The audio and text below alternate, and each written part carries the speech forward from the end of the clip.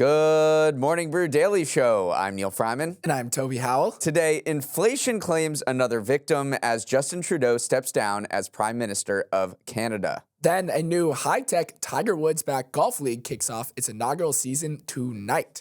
It's Tuesday, January 7th. Let's ride.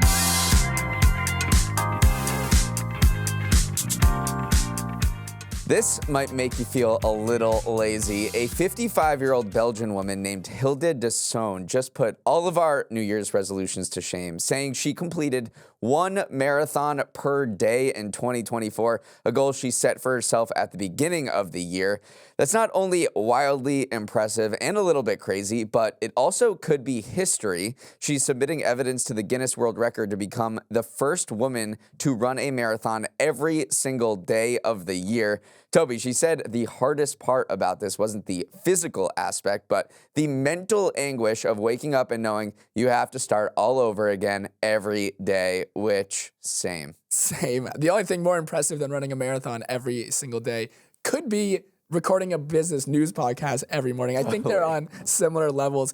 Also, it was a leap year last year, so she actually ran 366 marathons. Pretty crazy. How about this, though, too? She was working part-time. She also has 4 children and a husband, so it wasn't just running 24/7. She also lived life in between. Now, if you want to start running this year, if that's one of your goals, maybe you don't have the goal of running a marathon per day, because who does? Her advice for people starting out is don't expect insane results right away. Just build it up gradually, and you will see the benefits. Don't expect miracles in a short time, so consistency matters. Now a word from our sponsor, Public.com. One thing I dig about Public, it's a US-based company, member of FINRA, and they've got an award-winning customer support team. In other words, they are reliable. In the investing world where portfolios can turn from red to green and back in the blink of an eye, you want a platform that is stable through that chaos. Public is trusted by millions of investors, and you're just a few minutes away from joining them. And you can invest in pretty much any asset class you'd want: stocks, bonds, crypto options.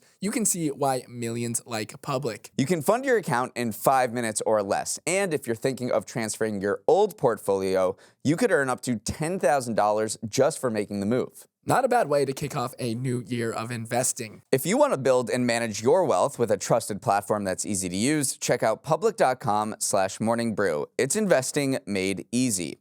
Paid for by Public Investing. Full disclosures in podcast description. Oh, Canada, you're going to have to find a new leader after embattled Prime Minister Justin Trudeau announced his resignation yesterday. Well, let me clarify. He said he would step down as leader of his Liberal Party, but will stay on as Prime Minister until the Liberals select a new leader to replace him ahead of elections later in the fall.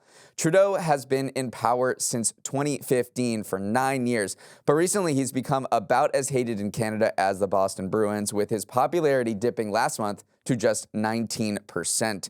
The faltering economy has a lot to do with it. Canada has a housing crisis on its hands that's even worse than the one we have here in the U.S., but without a booming economy to make up for the cost of living. Meanwhile, President-elect Donald Trump has threatened 25% tariffs on all goods coming into the U.S. from Canada, which, even by Trudeau's own admission, would, quote, devastate their economy. It was the threat of tariffs that ultimately sealed the deal for Trudeau. Last month, his finance minister and close ally, Chrystia Freeland, resigned from her position, citing disagreements with Trudeau over how to respond to Trump's plan. After that blow, Trudeau had lost his party and there was no going back. Trudeau is kind of emblematic of a lot of the things that progressive politics around the world are suffering right now. They're suffering a lot of voter backlash. You look at the economic stagnation coming out of Europe, it does mirror what's happening in Canada as well. Canada's economy got really wonky. Inflation peaked at 8% back in 2022. It hasn't dipped below that 2% until last summer. Then Trudeau tried to jumpstart the economy by increasing immigration, which likely led to these rising housing costs, like you mentioned, and also spurred a lot of voter backlash as well. Unemployment is still at a near record high at 7% in November.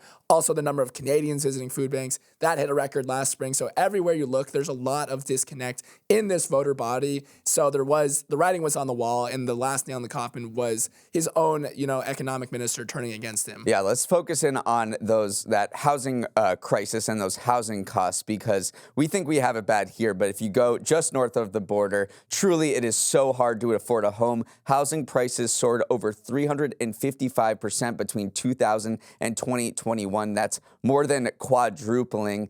And a lot of focus has been on Trudeau's big push for immigration. And Canada grew the most in 66 years in 2023, welcoming 1.5 million new permanent residents. There's a big debate going on about whether that contributed to a lack of housing supply. But either way, there is a big lack of housing supply. People can't afford homes there. There's also been a major shrinking in the number of people in a household. So in 1961, the average Canadian household had 4 people. By 2021, that figure had dropped to just 2.4%. So when you have smaller households, you just have more people that need to find housing. If there's a supply crunch, that'll add to price pressures. And then we have to talk about its relationship with the U.S., Canada's relationship with the U.S., its over-reliance on the U.S. for its economy. 97% of its petroleum exports go to the United States. 80% of total exports go to the United States. It's very much reliant on that cross-border trade. Hundreds of billions of dollars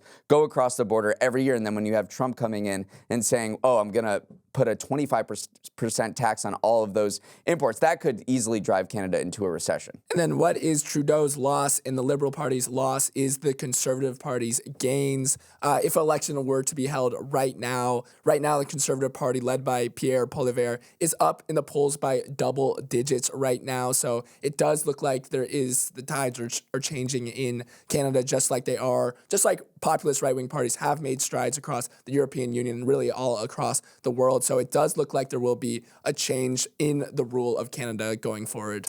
Nippon Steel's planned acquisition of U.S. Steel is like a desperate football team down by a touchdown on their own 1-yard line with 15 seconds to go. But by golly, they're going to try to lateral their way to the end zone. The two companies filed 2 last-ditch lawsuits yesterday to salvage their $15 billion deal, which President Biden had blocked over national security concerns on Friday.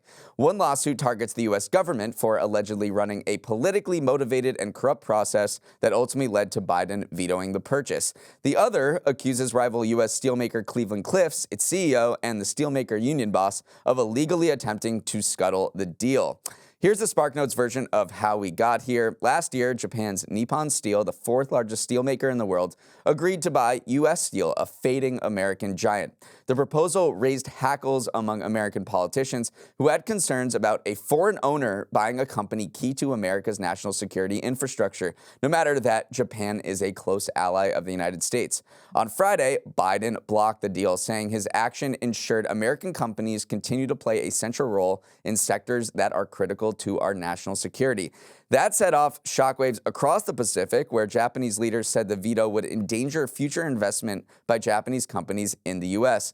Still, the merger isn't toast just yet and now moves to the courts for what could be some lengthy legal wrangling. Yeah, these legal actions are definitely a long shot. I mean, you called it a Hail Mary here because they are saying that this deal was heavily influenced by election year politics. Still, we're calling this a Hail Mary because presidents do have the authority to determine what constitutes a national security threat, and no transaction that has been blocked by a president citing national security concerns have been overturned by the court. So we are stepping into unprecedented territory.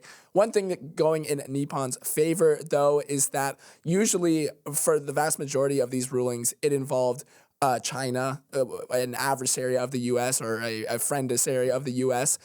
They usually involve companies tied to China. This one is tied to a U.S. ally in Japan. So potentially there is some wiggle room here, especially as you kind of exit out of this election year political cycle and can look at it with a more, fresh and clearer look, not tainted by trying to win an election. Yeah, this was about as controversial as congestion pricing, honestly, because you had a lot of economists and free market folks who were looking at U.S. Steel and are looking at essentially a failing company. They were going to have to cut jobs. They say they're going to have to move their headquarters out of Pittsburgh, which is their ancestral home, moving it to the south, close some mills in Pennsylvania. And then you have essentially a white knight in Nippon Steel coming in saying, we're going to invest $3 billion in you. We're going to keep your headquarters in Pittsburgh. We're going to invest in you, and you are, on your last legs here. So it seems like it would be a nice rescue package.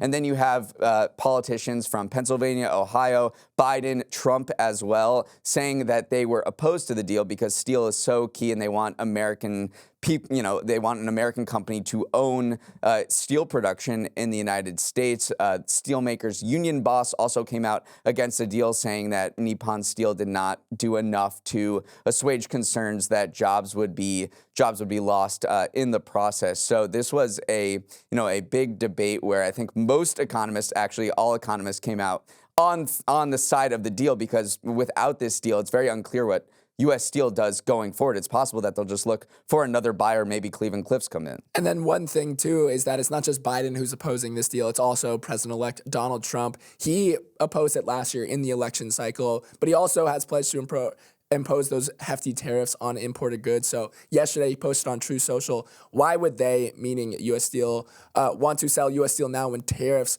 will make it a much more profitable and viable company, with the idea being that if you impose these tariffs, it will make U.S. Steel more competitive on the global market. So it looks like the deal isn't going to be revived anytime soon, despite this last-minute legal action. As cold winter air descends upon much of America, golfers everywhere are heading indoors to get their swings in on golf simulators. Some of the best players in the world are doing the same. Players like Rory, McIlroy, and Tiger Woods will be teeing it up tonight for the first match of the TGL, a new simulator golf league looking to reimagine golf as we know it. Gone are wide fairways and a cool breeze on your face. In their place is a 250,000 square foot indoor venue, an IMAX-sized screen 24 times larger than your typical golf simulator, and real grass and rough to hit off of. An all-star roster of investors, including Derek Jeter, Jimmy Fallon, the Williams sisters, and Tiger Woods, are betting that packaging golf in a different format, with an emphasis on hot mics, a fast-moving team format, and some eye-popping tech, will draw new viewers to the sport. Neal, I see the vision. Simulator golf is becoming a more popular entry point into the game for a lot of non-golfers because it's less intimidating and more accessible. But can this beefed-up version capture an audience once the novelty wears off? We'll see. That is the big question. They are not short on star power. Steve Cohen is an investor. You mentioned all of those celebrities as well. They got the 24 of the top golfers in the world. They built this incredible facility that mimics maybe a Squid Games type battle arena in Florida near Palm Beach. So they are trying to make a really fast-paced, tech-infused, made-for-TV product to bring golf to the masses and make sure, I think their audience is twofold. It's golf-obsessed people like you and me, and it's also the casual viewer who doesn't want to plop down on their couch for a full Sunday and have to figure out what's going on this wide-open course. There's a lot of tracking that is involved. It takes forever, admittedly, but if you show up in this very, whiz-bang facility that has a lot of TV studio qualities, and you have, some personalities at the fore with these golfers, it could be interesting. I think the question is, I think a lot of people will watch in the first couple, episodes or, matches, but will this have sustainability? And I think yes. Yeah, I mean, we're definitely going to be more bullish than the average person, I would say, but these matches are trying to be more of a party environment. They're going to have an MC. There's going to be a DJ there. They're trying to create that party atmosphere that you've seen at some of these golf tournaments like the Waste Management in Phoenix, Arizona. Players will emerge from the tunnel like wrestlers. Part of the design was inspired by WWE, but I also think that the tech is playing a big part in drawing viewers into this. I mean, the green itself is this big 41-yard wide turntable with 567 hydraulic actuators underneath that can change the breaks, change the contours of the green. So when you hit a ball onto the green on the simulator, you can then walk over to the green and putt based off of what the breaks are on that green. So a lot of very cool you can call them gimmicks if you want, but I think the tech will hopefully draw people in, but then maybe the product will keep people tuning in every week. Yeah, I guess it just depends on how good the product is. One of the cool aspects of this that I do have to mention is these virtual holes. So when you play on a simulator, you have the ability to create digital renderings of golf holes that would never exist in real life, that you would never be able to create on a natural landscape. So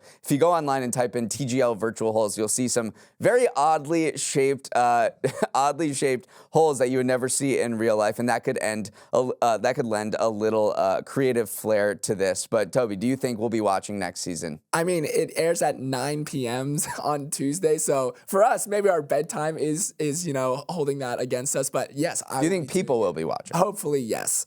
Up next, it's Toby's Trends time. If you nodded off during history class in high school, not only did you miss out on learning how the Mesopotamians were the first civilization to develop the concept of zero, but you also might have missed out on a lucrative career. The history business is booming, and I want to talk about it on today's edition of Toby's Trends. Leading the charge are podcasts. The Rest is History snags 12.5 million downloads monthly, outperforming This American Life by over 1 million downloads a week, as millions tune in to hear two middle-aged British historians talk about the Visigoths, among other things. History book sales in the UK and Ireland also hit record highs in 2023, with sales of ancient history books in particular rising 67% in the last decade. In the US, the overall book market has been pretty much flat, but the history category has bucked that trend, growing 6% in the past year alone, according to Circana. Toss in a TikTok trend from last year about how much we're all thinking about the Roman Empire, and everywhere you look, people are looking backwards.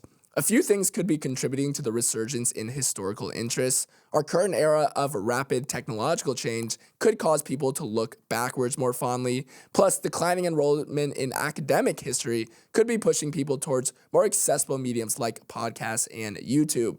Which begs the question, Neal, should we ride this wave and start a history pod? I think so. I mean, every person I talk to is listening to a random history podcast. The people I was with last night, I asked them about The Rest is History, and they were like, yeah, I listen. It's such a great medium for learning things. And even myself, before I found out about this trend was a thing, I was doing like a bike workout, and I said, okay, what podcast should I listen to? I'd listen to Morning Brew Daily, all the episodes. So I was like, okay, I'll just put on a podcast, a history podcast, and learn about maybe the American Revolution and brush up on that, so I can understand why podcasts and the audio medium has lent itself to a rediscovering of history. And I think you have to go back to one particular podcast, one guy who really set off this boom, and that's Dan Carlin and Hardcore History. He started Hardcore History in 2006 with 16-minute episodes, and he's been doing these ever since. Now they've ballooned to over 5 hours, and they touch on some truly random subjects.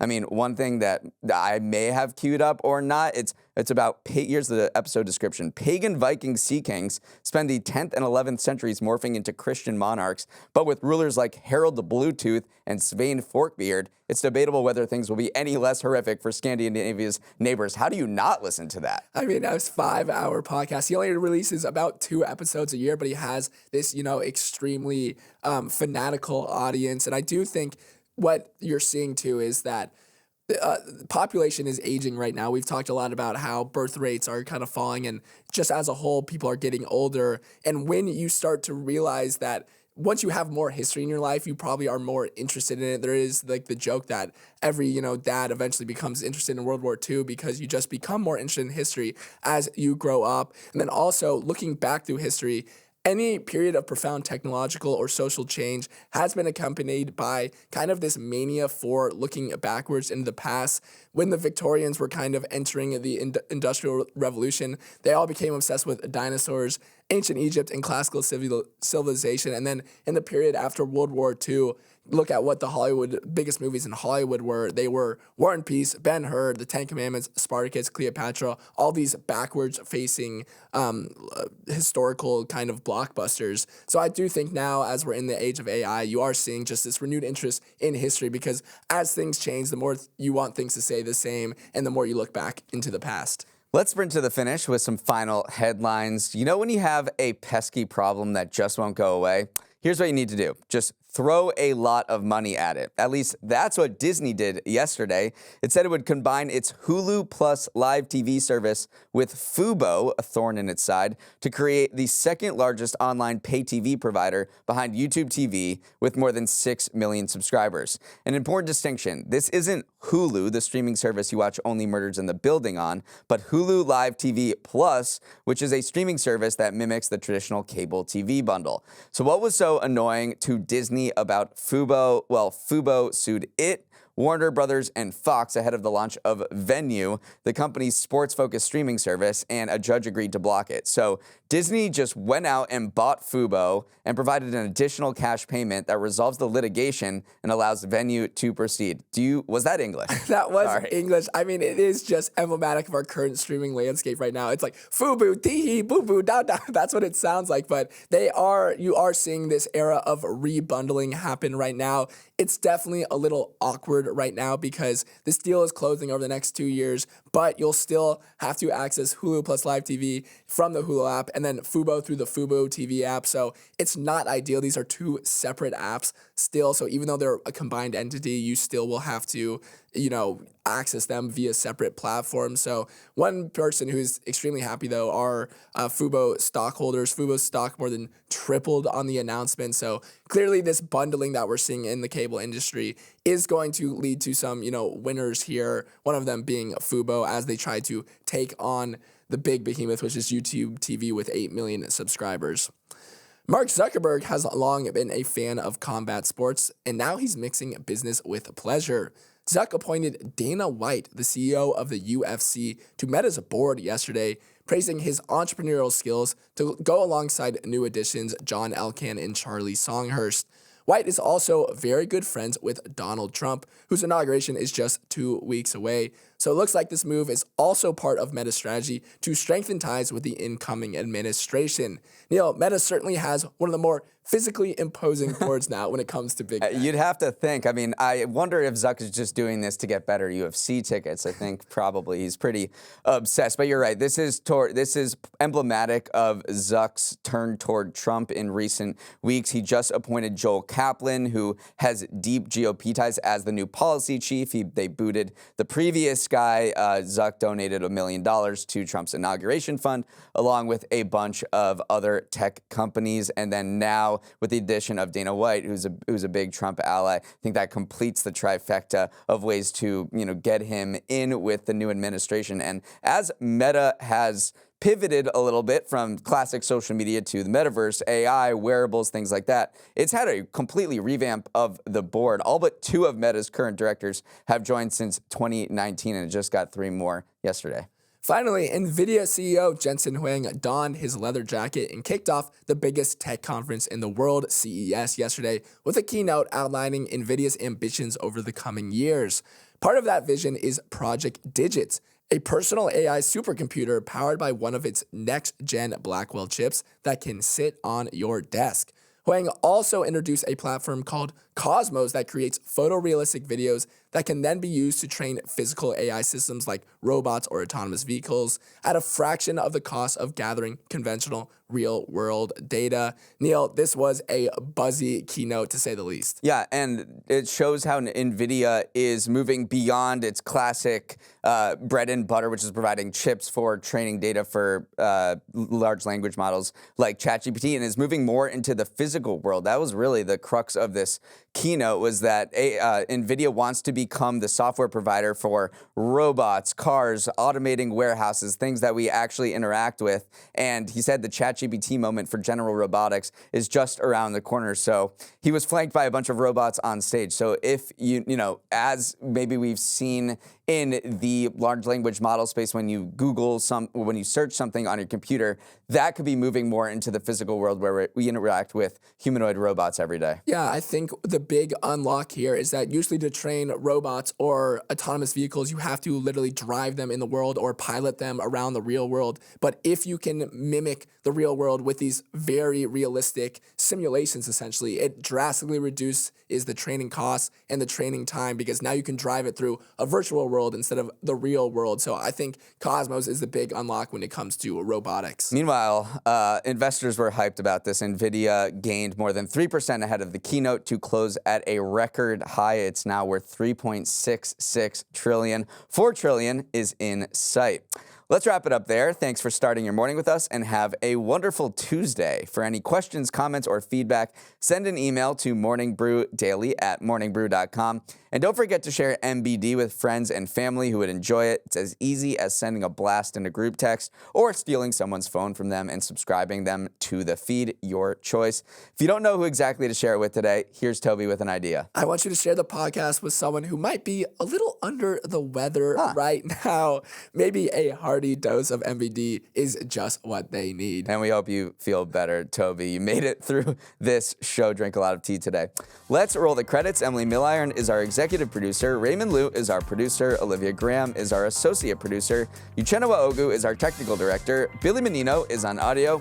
Hair and makeup is also joining Meta's board. Devin Emery is our chief content officer, and our show is a production of Morning Brew. Great show, Danielle. Let's run it back tomorrow.